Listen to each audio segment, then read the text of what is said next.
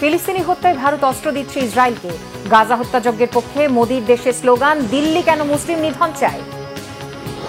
মুসলিম বিরোধী বিতর্কিত ওয়াকফ বিলের বিরুদ্ধে রণক্ষেত্র ভারতের বিভিন্ন শহর। মুসলিম অধিকার ইস্যুতে চুপ কেন গদি মিডিয়া। গাজা ইস্যুতে ফ্রান্স, জর্ডান ও মিশর একজোট। ইসরায়েলের বিরুদ্ধে কড়া অবস্থান ফরাসি প্রেসিডেন্টের, কি বললেন তিনি। আসসালামু আলাইকুম, দেখছিলেন বাংলাভিশন ওয়ার্ল্ড নিউজ হেডলাইন। এবারে বিস্তারিত। ফিলিস্তিনিদের হত্যায় ইসরায়েলকে অস্ত্র সহায়তা দিয়েছে ভারত। শুধু তাই না, গেল 7 এপ্রিল বাংলাদেশ সহ মুসলিম বিশ্ব যখন গাজাবাসীর পাশে দাঁড়িয়েছে, তখন ভারতের রাজপথে দেখা গেছে ইসরায়েলের পক্ষে স্লোগান। ফিলিস্তিনি হত্যা নিয়ে তারা মেতে ওঠে হাস্যরসে। রীতিমতো মুসলিম নিধনের মিশনে একজোট ইসরায়েল ও ভারত।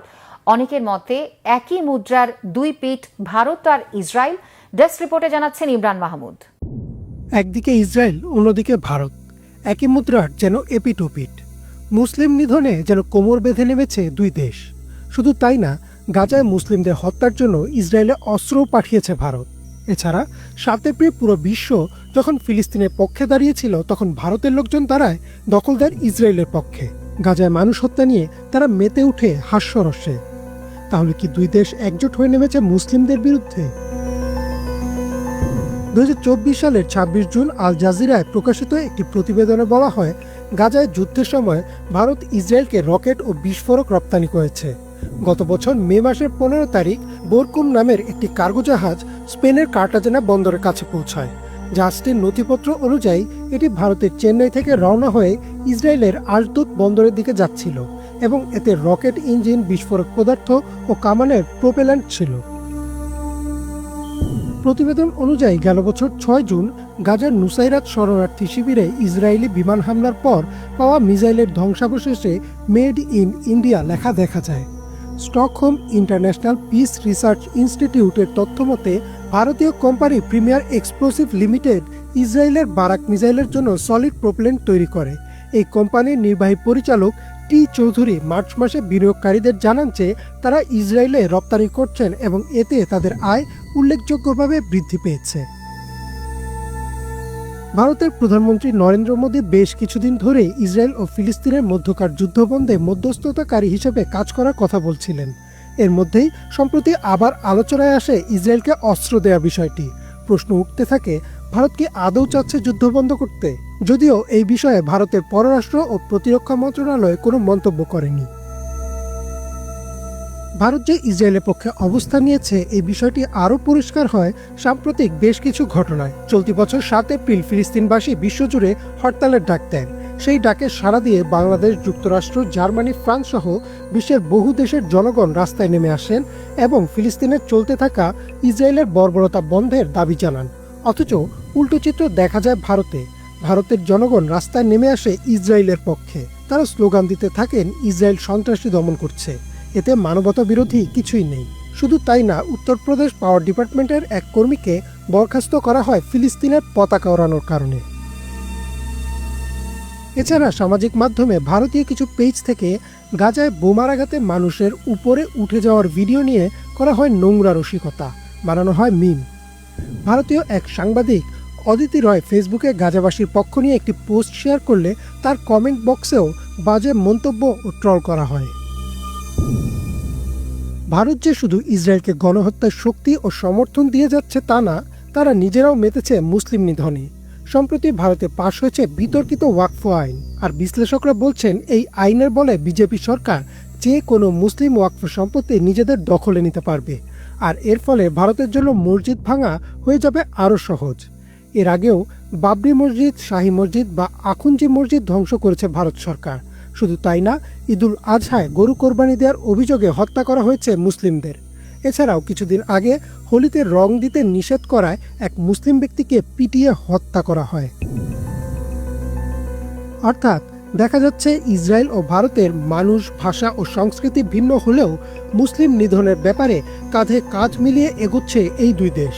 এমন অবস্থায় প্রশ্ন উঠেছে, ইসরায়েল ও ভারত কি তবে একই এজেন্ডা বাস্তবায়নে নেমেছে? দুই দেশ কি তবে একই মুদ্রার এপিঠ ওপিঠ? ইমরান মাহমুদ, বাংলাভিশন। এদিকে শুধু ফিলিস্তিনি মুসলিম হত্যায় সহায়তা নয়, খোদ ভারতেও চলছে মুসলিমদের উপর নানা অন্যায় অত্যাচার।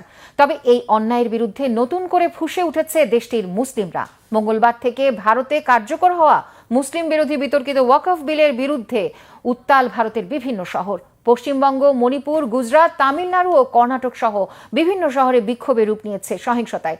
পুলিশের সাথে সংঘর্ষ, ভাঙচুর ও অগ্নিসংযোগে রণক্ষেত্র হয়ে ওঠে মুর্শিদাবাদের জঙ্গিপুর এলাকা। এমন পরিস্থিতিতে প্রশ্ন উঠছে, বাংলাদেশের সংখ্যালঘু ইস্যুতে মিথ্যা প্রচারণায় সরব থাকা গদি মিডিয়া এখন কেন তাদের দেশের মুসলিম অধিকার ইস্যুতে চুপ রয়েছে? রিফাত জামানের ডেস্ক রিপোর্ট। মঙ্গলবার থেকে ভারতে কার্যকর হওয়া মুসলিম বিরোধী বিতর্কিত ওয়াকফ বিলের বিরুদ্ধে ফুঁসে উঠেছে দেশটির মুসলিমরা। এদিন ওয়াকফ বিলের বিরুদ্ধে ভারতের বিভিন্ন রাজ্যের রাজপথে নেমে আসে শত শত মুসলিম নাগরিক। তারা ক্ষমতাসীন বিজেপি সরকার বিরোধী স্লোগান দেয়। পশ্চিমবঙ্গ, মণিপুর, গুজরাট, তামিলনাড়ু ও কর্ণাটক সহ বিভিন্ন শহরে চলে সহিংস বিক্ষোভ। সবচেয়ে বেশি সহিংসতা হয়েছে পশ্চিমবঙ্গের মুর্শিদাবাদের জঙ্গিপুর এলাকায়।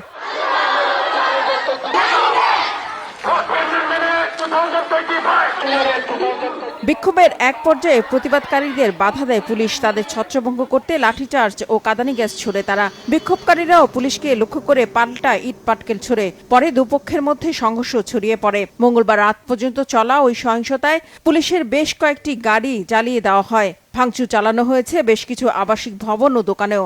আটক করা হয়েছে 22 জনেরও বেশি বিক্ষোভকারীকে। পরে পরিস্থিতি নিয়ন্ত্রণে মুর্শিদাবাদ জেলার 2টি থানায় 5 জনেরও বেশি জমায়েতে নিষেধাজ্ঞা জারি করে প্রশাসন। বন্ধ করে দেওয়া হয়েছে ওই এলাকার ইন্টারনেট সেবা। অল ইন্ডিয়া মুসলিম পার্সোনাল ল বোর্ড ভারত জুড়ে বিভিন্ন শহরে এই ওয়াকফ আইনের বিরুদ্ধে বিক্ষোভের আয়োজন করেছে। গেল সপ্তাহে ভারতের পার্লামেন্টে তীব্র তর্ক বিতর্কের পর মুসলিম বিরোধী ওয়াকফ বিলটি পাশ করা হয় এবং 5 এপ্রিল দেশটির রাষ্ট্রপতি সম্মতির পর বুধবার থেকে এটি ভারতের আইনে পরিণত করা হয়েছে। তবে এই বিলটিকে চ্যালেঞ্জ করে অন্তত 4টি পিটিশন সুপ্রিম কোর্টে দাখিল করেছে AIMIM, কংগ্রেস, আম আদমি পার্টি বা আরজেডির মতো দলের নেতারা এবং অন্তত একটি সিভিল রাইটস গোষ্ঠী। বিশ্লেষকরা বলছেন, অন্য দেশের সংখ্যালঘু ইস্যুতে যতটা সোচ্চার মোদী সরকার, নিজ দেশের মুসলিম অধিকার রক্ষায় ততটা নয়। উল্টো একের পর এক মুসলিম বিরোধী পদক্ষেপ নিচ্ছে হিন্দুত্ববাদী মোদী সরকার। রিফাত জামান, বাংলাভিশন নিউজ ডেস্ক। ফিলিস্তিনের গাজা ভূখণ্ডে ইসরায়েলের নৃশংস হামলা বন্ধ ইস্যুতে এবার 2 আরব দেশের মিশর ও জর্ডানের সাথে একজোট হল ফ্রান্স। সোমবার মিশরের রাজধানী কায়রোতে অনুষ্ঠিত ত্রিদেশীয় শীর্ষ সম্মেলনে যোগ দিয়ে এই ইস্যুতে একমত হন 3 দেশের নেতারা। সম্মেলনে ইসরায়েলি বর্বরতা বন্ধে আন্তর্জাতিকভাবে চাপ প্রয়োগের আহ্বান জানান তারা। বৈঠক শেষে মিশরের রেড ক্রিসেন্ট ওয়্যারহাউস পরিদর্শন করেন ফরাসি প্রেসিডেন্ট ইমানুয়েল ম্যাখো। সেখানে সাংবাদিকদের সাথে কথা বলার সময় নিপীড়িত গাজাবাসীর পক্ষ নিয়ে আবেগঘন বার্তা দেন ম্যাখো। বিস্তারিত মীর ফজলে রাব্বির ডেস্ক রিপোর্টে। তিনি ঘুরে বেড়াচ্ছেন মিশরের রাস্তায়, হাত নেড়ে শুভেচ্ছা জানাচ্ছেন মিশরীয়দের। মিশরের প্রেসিডেন্টকে সাথে নিয়ে ভ্রমণ করছেন সাধারণ এক বাজারে। না, তিনি কোনো আরব নেতা নন, তিনি ফ্রান্সের প্রেসিডেন্ট ইমানুয়েল ম্যাক্রো। ফিলিস্তিনের গাজা উপত্যকার দখল নিয়ে যখন বৈঠক করছিলেন ডোনাল্ড ট্রাম্প ও নেতানিয়াহু, গাজার নিয়ন্ত্রণ নিয়ে যখন তারা সাজাচ্ছিলেন নতুন পরিকল্পনা, ঠিক একই সময় সবাইকে অবাক করে মিশরে উপস্থিত ম্যাক্রো। গাজাবাসীদের পক্ষে অবস্থান নিয়ে ম্যাক্রো সরাসরি জানিয়ে দিলেন, ট্রাম্প ও নেতানিয়াহুর পরিকল্পনার সাথে তিনি একমত নন। গাজা সংকটে শান্তির পথ খুঁজতে কূটনীতির দরজায় কড়া নাড়ছে বিশ্ব। এরই ধারাবাহিকতায় মিশরের প্রেসিডেন্ট আবদেল ফাত্তাহ আল সিসির আমন্ত্রণে কায়রোতে আসেন জর্ডানের বাদশাহ 2য় আবদুল্লাহ এবং ফরাসি প্রেসিডেন্ট ইমানুয়েল ম্যাক্রো। ম্যাক্রো মিশরে পৌঁছানোর পর তাকে উল্লাসের সাথে বরণ করে নেয় মিশরের জনগণ। রাস্তার 2 ধারে উপস্থিত জনতার উচ্ছ্বাসই বলে দেয় মিশরে কতটা জনপ্রিয় তিনি। এরপর এক বৈঠকে উপস্থিত হন 3 নেতা। ওই বৈঠক থেকে ইসরায়েলি বর্বরতার বন্ধে আন্তর্জাতিকভাবে চাপ প্রয়োগের আহ্বান জানান তারা। 3 দেশের এই শীর্ষ বৈঠকের নেতৃত্ব দেন মিশরের প্রেসিডেন্ট আল সিসি। ফিলিস্তিনিদের রক্ষা করতে অবিলম্বে জরুরি মানবিক সহায়তা নিশ্চিত করার বিষয়ে জোর দেন তারা। বৈঠক শেষে মিশরে অবস্থিত রেড ক্রিসেন্ট ওয়্যারহাউস ভ্রমণ করেন ইমানুয়েল ম্যাক্রো। সেখানে সাংবাদিকদের সাথে কথা বলার সময় নিপীড়িত গাজাবাসীর পক্ষ নিয়ে আবেগঘন বার্তা দেন ম্যাক্রো। গাজায় দ্রুত মানবিক সহায়তা পৌঁছানোর ব্যাপারেও জোর দেন তিনি। গাজায় প্রায় ২০ লাখ মানুষকে একটি ফাঁদে ফেলা হয়েছে। হাজার হাজার মানুষকে হত্যা করা হচ্ছে। ছোট্ট শিশুরা তাদের পরিবার হারাচ্ছে। আমি জানি না এই শিশুরা কিভাবে বেড়ে উঠবে।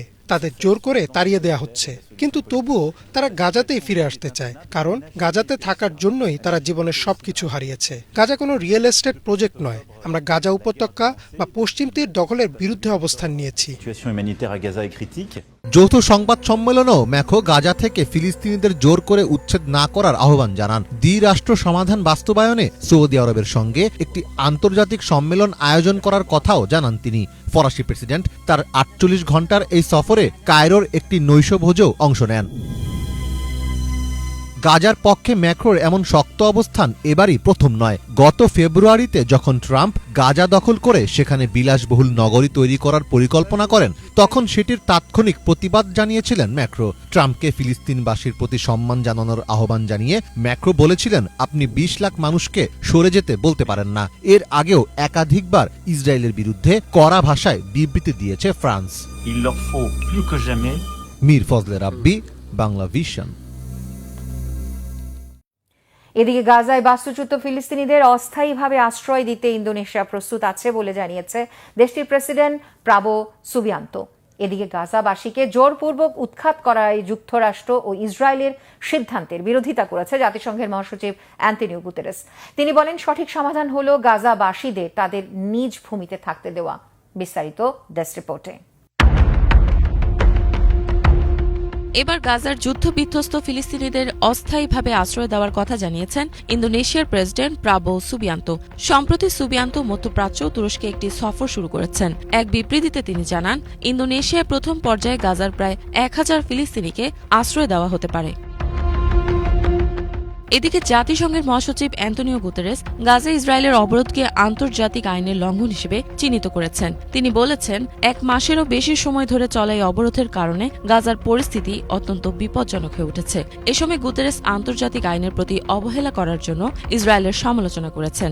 ৮ এপ্রিল তার বক্তব্যে তিনি জেনেভা কনভেনশনের ৫৫, ৫৬ ও ৫৯ অনুচ্ছেদগুলোর উল্লেখ করেন, যেখানে বলা হয়েছে দখলদার রাষ্ট্রগুলোর দায়িত্ব হচ্ছে তাদের অধীনে থাকা জনগণের খাদ্য ও চিকিৎসা সেবা নিশ্চিত করা। এদিকে গাজাবাসীকে ডোনাল্ড ট্রাম্পের জোরপূর্বক উৎখাত করার সিদ্ধান্তেরও তিনি স্পষ্ট বিরোধিতা করেন বলে জানিয়েছেন জাতিসংঘের মহাসচিব অ্যান্টনিও গুতেরেস। তার মতে এটি আন্তর্জাতিক আইনের সুস্পষ্ট লঙ্ঘন। এর সঠিক সমাধান হল গাজাবাসীদের তাদের নিজস্ব ভূমিতে থাকতে দেওয়া ও ইসরায়েলিদের সঙ্গে শান্তিপূর্ণভাবে একসাথে বসবাস করার সুযোগ প্রদান করা। তবে কে শোনে কার কথা? গাজার মানুষের ওপর নৃশংস গণহত্যা চালিয়ে হয়তো তাদের জাতিগতভাবে নির্মূল করে দিবে ইসরায়েল, অথবা তাদের অন্য কোথাও গিয়ে বসবাসে বাধ্য করবে তারা। আর এই বিষয়টিতে ইসরায়েলকে সম্পূর্ণ শেল্টার প্রদান করে যাচ্ছে আমেরিকা। এদিকে ইন্দোনেশিয়ার প্রেসিডেন্ট প্রাবো সুবিয়ান্তো জানিয়েছেন, তার সরকার গাজায় যুদ্ধের কারণে ক্ষতিগ্রস্ত ফিলিস্তিনিদের সাময়িক আশ্রয় দেওয়ার জন্য প্রস্তুত রয়েছে। তিনি জানান, তিনি তার পররাষ্ট্রমন্ত্রীকে ফিলিস্তিনি প্রতিনিধি ও অন্যান্য পক্ষগুলোর সঙ্গে দ্রুত আলোচনা শুরু করার নির্দেশ দিয়েছেন, যাতে আহত ফিলিস্তিনিদের মুসলিম সংখ্যাগরিষ্ঠ দেশ ইন্দোনেশিয়ায় আশ্রয় দেওয়ার ব্যবস্থা করা যায়। এ সময় সুবিয়ান্তো বলেন, আহতরা ইন্দোনেশিয়ায় সাময়িকভাবে থাকতে পারবেন যতক্ষণ না তারা পুরোপুরি সুস্থ হয়ে ওঠেন ও গাজার পরিস্থিতি তাদের ফিরে যাওয়ার জন্য নিরাপদ হয়ে ওঠে। তিনি আরও বলেন, ফিলিস্তিনিদের নিরাপত্তা ও স্বাধীনতার প্রতি ইন্দোনেশিয়ার দৃঢ় প্রতিশ্রুতি তার সরকারকে আরও তৎপর হয়ে কাজ করতে অনুপ্রাণিত করেছে। তবে কি আদৌ কোনোদিন নিজ ভূখণ্ডে ফিরতে পারবে ফিলিস্তিনিরা? এর আগে যদিও মার্কিন প্রেসিডেন্ট ডোনাল্ড ট্রাম্পের গাজার ফিলিস্তিনিদের স্থায়ীভাবে স্থানান্তরের পরিকল্পনাকে দৃঢ়ভাবে প্রত্যাখ্যান করেছিল ইন্দোনেশিয়ার পররাষ্ট্র মন্ত্রণালয়। ইন্দোনেশিয়া দীর্ঘকাল ধরে ইসরায়েল ফিলিস্তিন সংঘাতের সমাধানে দুই রাষ্ট্রের ভিত্তিতে শান্তি প্রতিষ্ঠার পক্ষে মত প্রকাশ করে আসছে। এর পাশাপাশি তারা গাজায় মানবিক সাহায্য প্রদান করেছে। ইফাত জাহান, বাংলা ভিশন। যুক্তরাষ্ট্র সামরিক হুমকি ধামকি বন্ধ করলে পরমাণু সমঝোতায় রাজি থাকার ইঙ্গিত দিয়েছেন ইরানের পররাষ্ট্রমন্ত্রী আব্বাস আরাগচি। এদিকে ইরান যেন পরমাণু অস্ত্রের মালিক না হতে পারে সে ব্যবস্থা করা হয়েছে বলে জনগণকে আশ্বস্ত করেছেন ইসরায়েলের প্রধানমন্ত্রী বেনিয়ামিন নেতানিয়াহু। পরমাণু কর্মসূচি নিয়ে ওয়াশিংটনের সাথে সরাসরি আলোচনায় সম্ভাবনা নাকচ করে 24 ঘন্টা না পেরোতেই সমঝোতার আভাস দিল তেহরান। ইরানের পররাষ্ট্রমন্ত্রী আরাগচি বলেছেন, পরমাণু সমঝোতা চাইলে তেহরানের প্রতি সামরিক হুমকির প্রবণতা থামাতে হবে, ওয়াশিংটনকে সামরিক পদক্ষেপের বিকল্প চিন্তা করতে হবে। আরাগচি স্পষ্ট জানিয়ে দিয়েছেন, জোর করে চাপিয়ে দেওয়ার সিদ্ধান্ত মানবে না ইরান। শনিবার ওমানে অনুষ্ঠেয় বৈঠককে ইরান পরোক্ষ সমঝোতার চেষ্টা বললেও একে নাকচ করেছে white house. Press secretary Karoline Leavitt বলেছেন, ওমানের আয়োজনটিকে অবশ্যই ওয়াশিংটন তেহরান সরাসরি আলোচনা হিসেবে ধরতে হবে। লেভিট বৈঠকের বিষয়ে বাড়তি কিছু না বললেও মনে করিয়ে দিয়েছেন, পরমাণু কর্মসূচি নিয়ে ইরান সমঝোতায় না আসলে নতুন করে অবরোধ আরোপের হুমকি দিয়ে রেখেছেন মার্কিন প্রেসিডেন্ট ডোনাল্ড ট্রাম্প। এদিকে যুক্তরাষ্ট্রে সফরে যাওয়া ইসরায়েলের প্রধানমন্ত্রী বলেছেন, ইরান যেন পারমাণবিক বোমা না বানাতে পারে সেই ব্যবস্থা নিতে রাজি হয়েছেন ট্রাম্প। লিবিয়ার উদাহরণ টেনে নেতানিয়াহু বলেছেন, চুক্তি ব্যর্থ হলে ইরানের পরমাণু স্থাপনায় হামলা চালিয়ে গুঁড়িয়ে দেওয়া হবে। এই ছিল এখনকার মতো। এতক্ষণ সাথে থাকার জন্য ধন্যবাদ সবাইকে।